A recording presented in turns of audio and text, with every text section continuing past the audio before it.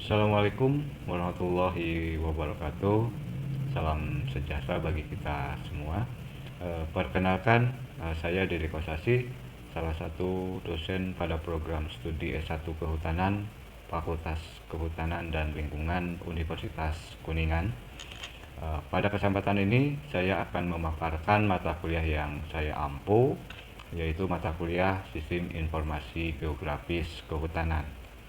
Mata kuliah Sistem Informasi Geografis Kehutanan adalah mata kuliah wajib yang diberikan pada semester 4 dengan beban studi 3 SKS.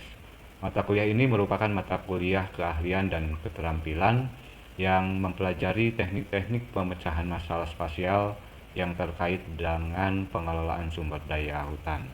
Mata kuliah ini menjelaskan tentang konsep, kemudian perkembangan dan penerapan teknologi sistem informasi geografis di bidang kehutanan, khususnya yang terkait di dalam analisis spasial. Bentuk pembelajaran yang dilakukan itu ada dua, secara luring dan daring, melalui Learning Management System Universitas Kuningan pada portal learninghybrid.uniqlo.ac.id. Portal ini juga digunakan untuk mengunggah rancangan pembelajaran semester, kemudian rancangan tugas mahasiswa dan materi kuliah yang bisa diakses dan diunduh oleh mahasiswa. Kemudian mengunggah tugas-tugas dan juga digunakan sebagai platform di dalam pelaksanaan ujian tengah semester dan ujian akhir semester. Mata kuliah Sistem Informasi Geografis Kehutanan dilaksanakan sebanyak 14 pertemuan kelas, satu ujian tengah semester dan satu ujian akhir semester. Dengan metode pembelajaran yang dilakukan itu melalui kuliah, ceramah interaktif dan diskusi tentunya. Kemudian yang kedua adalah praktikum, yang ketiga studi kasus, yang keempat penugasan project based learning, yang kelima adalah presentasi dari hasil studi kasus dan project based learning. Nah, penugasan mata kuliah ini diberikan secara tugas individu dan juga tugas secara berkelompok. Nah, bahan kajian atau materi pembelajaran yang disampaikan meliputi yang pertama adalah prinsip-prinsip di dalam sistem informasi geografis, menyangkut komponen dan proses dalam sistem informasi geografis. Kemudian yang kedua, penerapan atau implementasi sistem informasi geografis di bidang kehutanan dengan fokus kajiannya pada kehutanan tropis. Dengan beberapa implementasinya adalah bagaimana inventarisasi dan monitoring sumber daya hutan, kemudian implementasi pada kegiatan perlindungan dan rehabilitasi sumber daya hutan, konservasi dan keanekaragaman hayati, serta kajian perubahan iklim. Kemudian yang ketiga, komponen dalam sistem informasi geografis meliputi perangkat keras dan perangkat lunak yang digunakan di dalam pengolahan data-data spasial, kemudian model dan sumber data spasial. Kemudian yang keempat adalah proses-proses yang dilakukan di dalam sistem informasi geografis, mulai dari proses input, kemudian koreksi dan transformasi data spasial, analisis spasial, serta penyajian informasi. Kemudian yang kelima adalah konsep-konsep atau konsep dasar dari penginderaan jauh, bagaimana pengolahan data dan penyajian informasi berbasis data citra. Nah, untuk penilaian mata kuliah itu terdiri dari 4 komponen. Yang pertama adalah ujian tengah semester, kemudian ujian akhir semester, yang masing-masing keduanya memiliki bobot 20%. Kemudian penilaian terhadap tugas mandiri itu sebesar 25%, dan project based learning dengan bobot 35%. Nah, kemudian capaian pembelajaran lulusan dari program studi kehutanan yang dibebankan pada mata kuliah Sistem Informasi Geografis Kehutanan meliputi bahwa mahasiswa harus mampu mengintegrasikan ilmu dan teknologi kehutanan serta mampu mengimplementasikannya untuk meningkatkan kualitas dan produktivitas sumber daya hutan, Yang kedua, memiliki kemampuan untuk mengidentifikasi masalah, merumuskan masalah, menganalisis, kemudian menerapkan metode di dalam penyelesaian permasalahan bidang kehutanan. Kemudian yang ketiga, mampu menerapkan konsep keilmuan dan teknologi kehutanan dalam perencanaan, pelaksanaan, pemantauan, dan evaluasi pengelolaan hutan untuk mencapai atau menjamin pencapaian nilai dan tujuan yang diinginkan dengan prinsip kelestarian untuk kesejahteraan masyarakat. Nah, untuk memenuhi capaian pembelajaran lulusan, maka disusun capaian pembelajaran mata kuliah, yaitu bahwa mahasiswa mampu satu, menerapkan teknologi informasi secara bertanggung jawab dalam mendukung pengelolaan hutan yang lestari. Yang kedua, mampu membangun dan menganalisis data serta mengelola komponen dari sistem informasi geografis untuk diaplikasikan dalam pemodelan spasial dengan dukungan data penginderaan jauh. Kemudian yang ketiga, mampu menerapkan teknologi sistem informasi geografis dan penginderaan jauh untuk memecahkan permasalahan dalam pengelolaan hutan. Nah, dengan kemampuan akhir dari tiap tahapan pembelajaran atau sub CPMK, yaitu bahwa mahasiswa mampu menganalisis konsep, komponen, dan proses pada sistem informasi geografis, mampu menganalisis implementasi atau penerapan sistem informasi geografis dan penginderaan jauh dalam mendukung pengelolaan hutan, mampu membedakan model data spasial, kemudian kualitasnya dan sumber data tersebut. Kemudian mampu melakukan proses inputting data, koreksi dan transformasi data spasial. Kemudian mampu menerapkan konsep penginderaan jauh dalam bidang kehutanan, mampu melakukan klasifikasi citra dan menguji hasil klasifikasi data berbasis data citra satelit. Kemudian yang ketujuh, mampu menerapkan fungsi-fungsi geoprocessing, kemudian analisis spasial dan menyajikan informasi secara akurat. Dan yang kedelapan, mampu membuat proyek bagaimana implementasi sistem informasi geografis dalam bidang kehutanan atau dalam mendukung pengelolaan hutan, serta mampu mempresentasikan hasil proyek yang telah disusun. Nah, kemudian sistem pembelajaran yang diterapkan yaitu sistem DIA, Delivery, Interaction, dan Assessment. Delivery dilakukan melalui penyampaian bahan pembelajaran dan referensi berupa buku ataupun jurnal atau karya tulis ilmiah. Yang kedua, interaction dilakukan melalui diskusi dengan mahasiswa selama proses pembelajaran ataupun dalam proses kegiatan praktikum. Kemudian pemaparan hasil studi kasus dan project base yang tentu dipilih oleh setiap mahasiswa atau kelompok mahasiswa yang relevan dengan kajian mata kuliah. Kemudian yang ketiga, assessment itu dilakukan melalui hasil dari tugas mandiri dan atau tugas kelompok dalam bentuk hasil studi kasus dan project based learning, dalam hal ini untuk mengukur capaian pembelajaran dari setiap materi yang telah disampaikan. Berikut akan saya sampaikan video bagaimana proses perkuliahan yang dilakukan di dalam mata kuliah sistem informasi geografis dengan tema tertentu sebagai bagian dari sub CPMK yang telah disusun. Terima kasih.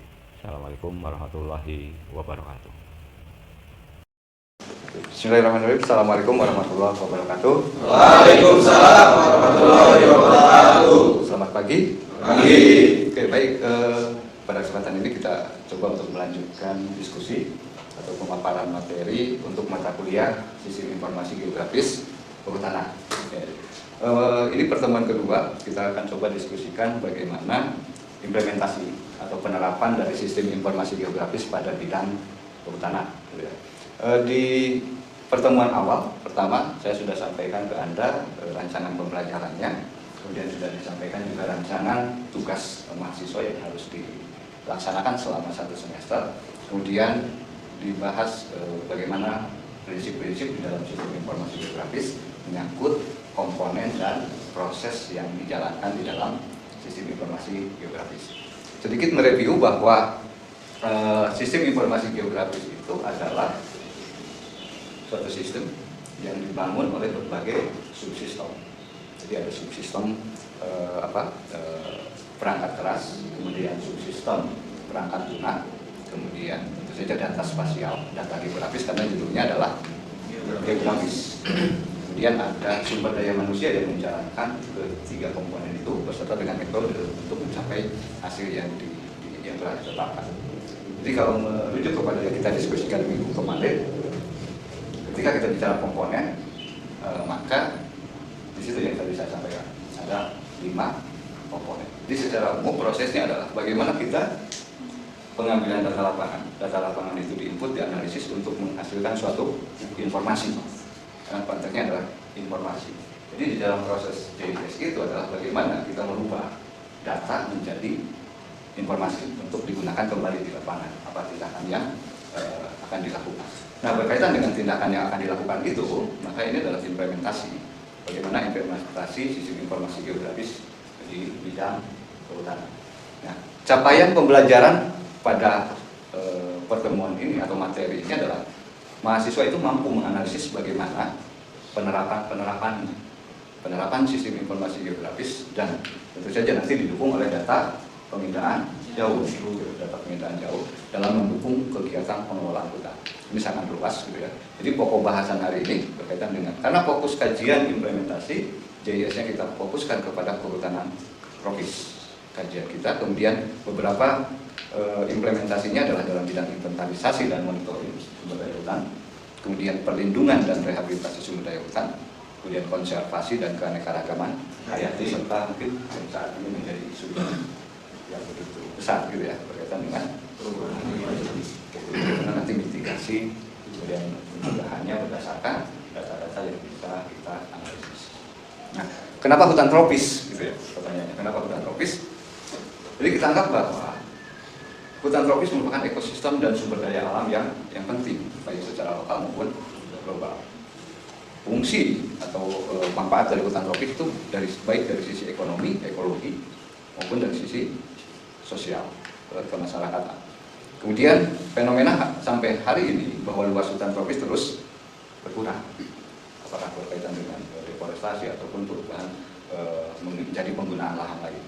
Jadi ada beberapa faktor pendorong di situ yang menyebabkan terjadinya penurunan bahkan degradasi kualitas dari hutan tropis karena bisa faktor sosial ekonomi, apakah penduduk, pertumbuhan ekonomi dan seterusnya, faktor fisik dan lingkungannya, kemudian juga tidak terlepas juga faktor kebijakan pemerintah.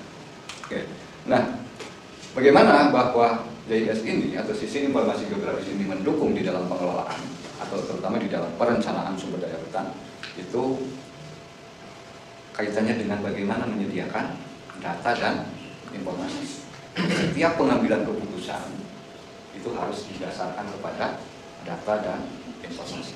Jadi salah satu bagian yang bisa disuplai oleh sistem informasi geografis dengan teknologi yang baik penginderaan jauh dan global positioning system adalah penyediaan data dan informasi. Gitu. Nah, kemudian kita ada faktor pendukung lainnya, ada perubahan tren. Ada perubahan tren dalam perencanaan dan pengelolaan hutan tropis. Awalnya secara tradisional, gitu ya, paradigmanya bahwa tujuan perencanaan atau pengelolaan hutan itu awalnya adalah produksi, terutama kayu. Oke, kemudian ada pergeseran, meningkatnya kesadaran akan nilai ekosistem, nilai ekologi, nilai fungsi ekosistem di samping keuntungan ekonomi. Bagaimana kita membalancekan antara kepentingan ekonomi dengan kepentingan ekologi.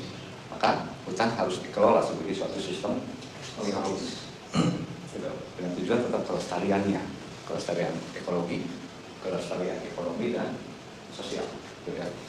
Jadi beberapa hal yang dipandang penting ketika terjadi paradigma itu adalah bagaimana kehutanan sosial, bagaimana pelibatan masyarakat di dalam pengelolaan dan pemanfaatan.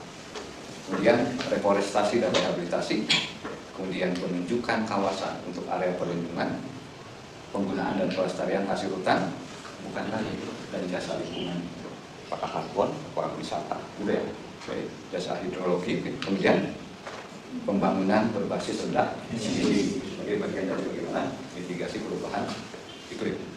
Oke. Nah, di dalam konteks perencanaan dan pengelolaan hutan, maka ada 4 ruang lingkup sebenarnya di dalam ruang lingkup pengelolaan hutan. Ada tata hutan, gitu ya, dan penyusunan rencana pengelolaan hutan. Kemudian ada pemanfaatan dan penggunaan kawasan hutan. kemudian ada perlindungan dan konservasi alam, dan yang keempat ada reklamasi dan rehabilitasi. Dan ini ruang lingkup dari perencanaan dan pengelolaan hutan. Sekarang pertanyaannya bagaimana sistem informasi geografis menyuplai atau mendukung kegiatan dalam ruang lingkup perencanaan dan pengelolaan yang tadi saya sampaikan di awal, gitu ya. Bagaimana implementasi GIS di dalam pengelolaan hutan.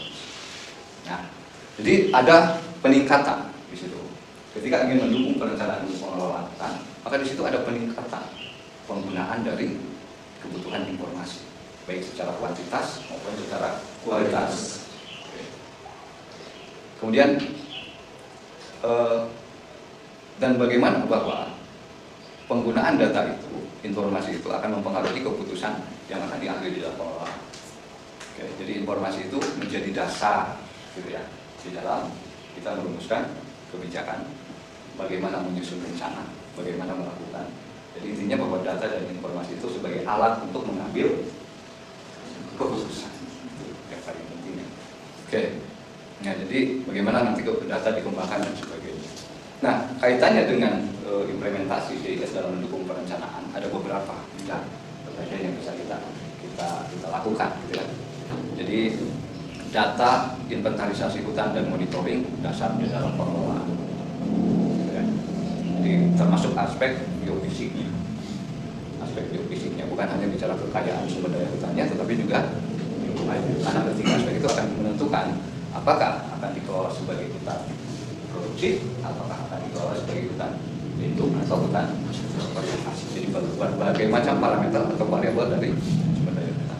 Kemudian dalam monitoring, bagaimana kita dengan data penginderaan jauh kita bisa melihat bagaimana perubahan, terutama kaitannya dengan hutan. Oke. Sampai sini ada yang perlu didiskusikan atau ditanyakan? Clear? Cukup jelas. Oke, kita lanjutkan. Yang kedua, ini mungkin beberapa kasus bagaimana monitoring atau pemantauan perubahan tutupan lahan.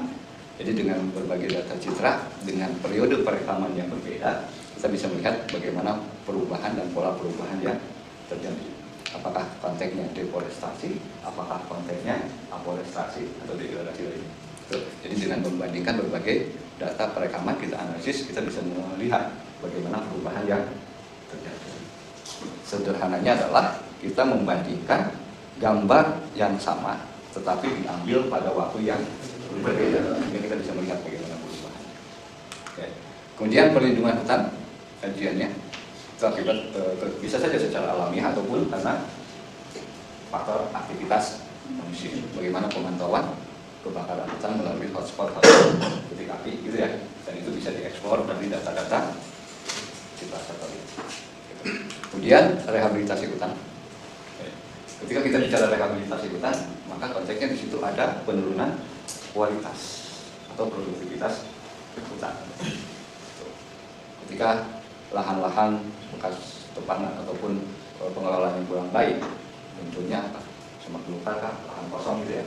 Nah, dengan bantuan sistem informasi geografis kita bisa mendeteksinya, mana area-area yang patut untuk atau layak untuk dilakukan kegiatan rehabilitasi. Salah satu dasarnya bisa dilakukan berdasarkan menganalisis tingkat kerapatan vegetasi. Jadi dengan data-data spasial, data-data citra, kita bisa menganalisis tingkat kerapatan vegetasi, dan itu bisa jadi informasi awal bagaimana melakukan proses atau kegiatan rehabilitasi. Kemudian data-data spasial lainnya, apakah berkaitan dengan data fisik curah hujan, kemudian kelerengan, kemudian jenis tanah, kemudian tutupan lahan. Ini adalah secara umum ini adalah hasil inventarisasi, dan ini semuanya berkaitan dengan data dan informasi. Penggabungan dari data-data ini bisa kita analisis untuk menghasilkan suatu informasi tertentu, suatu yang bisa menjadi input kajian selanjutnya. Jadi ketika kita memiliki data curah hujan, kemudian jenis tanah, kelerengan, tutupan lahan, apa yang bisa kita lakukan, apa yang kita bisa analisis, gitu ya. Dari sisi mitigasi kita bisa menghasilkan informasi berkaitan dengan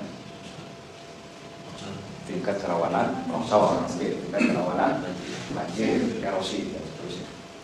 Jadi bagaimana menganalisis data-data ini untuk menghasilkan informasi. Gitu. Jadi kalau sudah memiliki peta kerawanan erosi, peta kerawanan longsor, banjir, sehingga muncul tindakan apa yang akan dilakukan. Jadi dengan informasi ini menjadi alat untuk mengambil keputusan apa yang akan dilakukan. Oke. Kemudian ini contoh hasil analisisnya, bagaimana variabel-variabel geofisik kita analisis menghasilkan informasi spasial.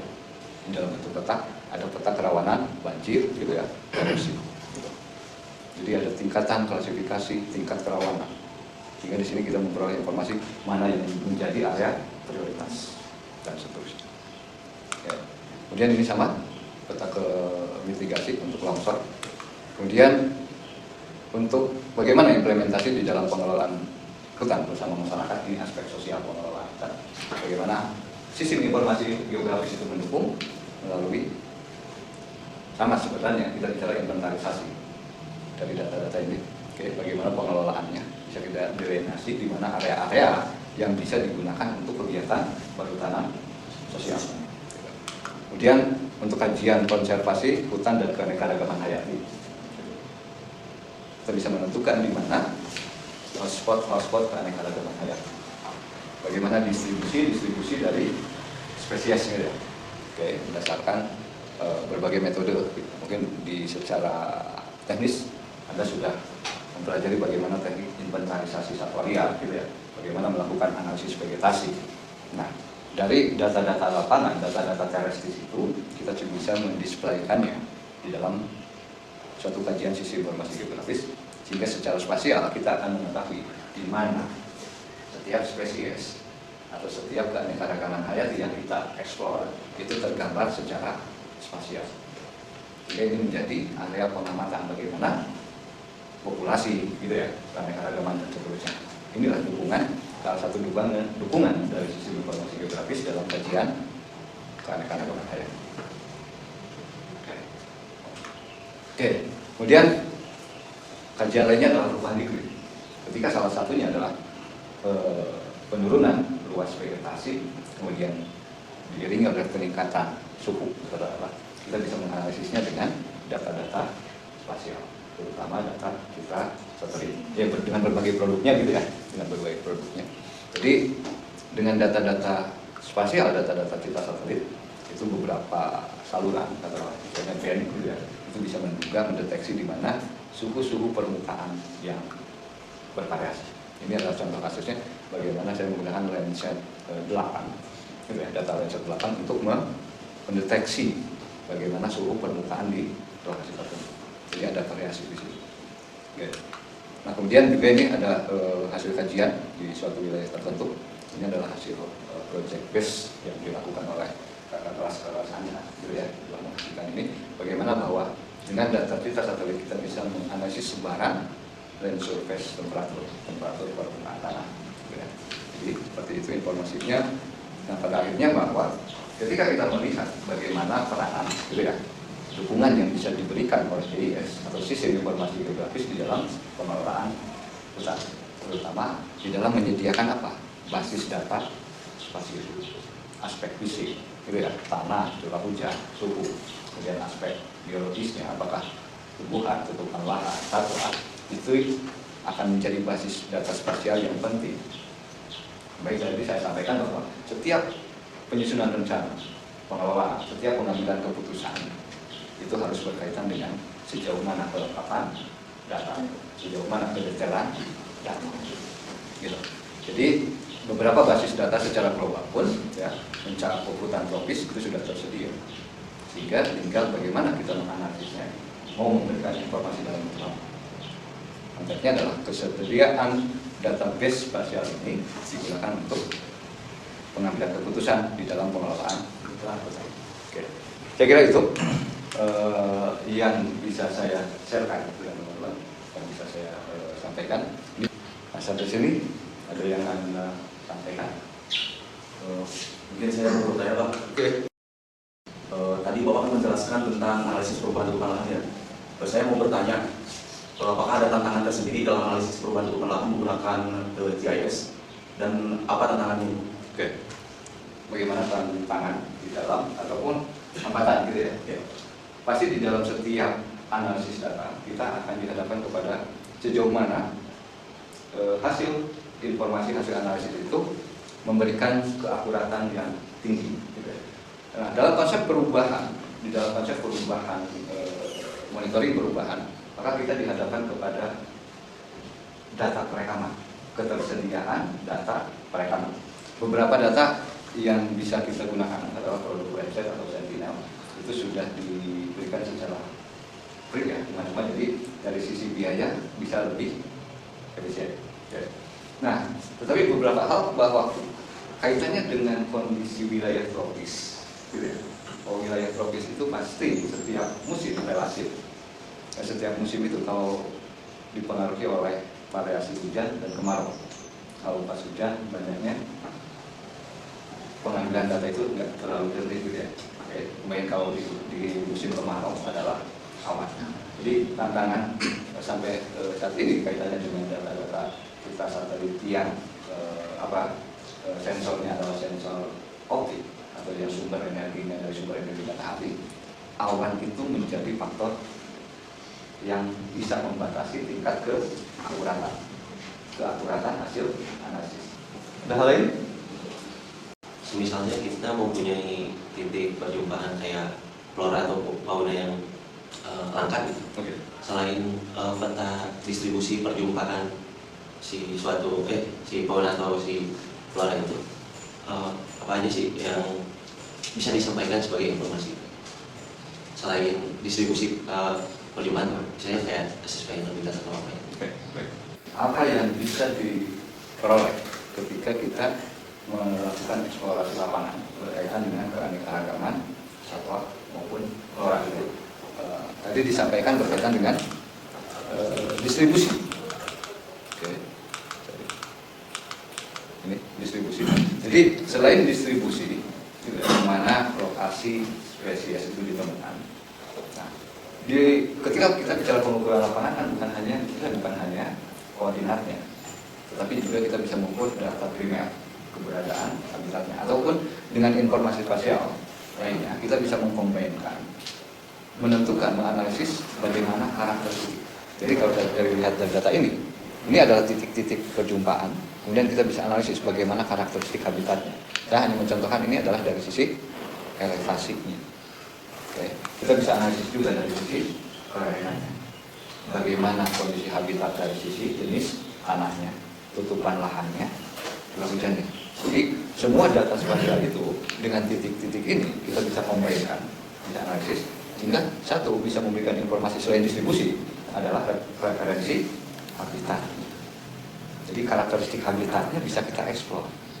Jadi kalau teman-teman eksplorasi katakanlah macan, tutur gitu ya, atau jenis apa, flora sorea di suatu lokasi tertentu, apakah kawasan taman nasional ataupun kawasan lindung, dengan berbagai data-data kondisi biologisinya kita bisa menganalisis bagaimana kondisi atau karakteristik habitat.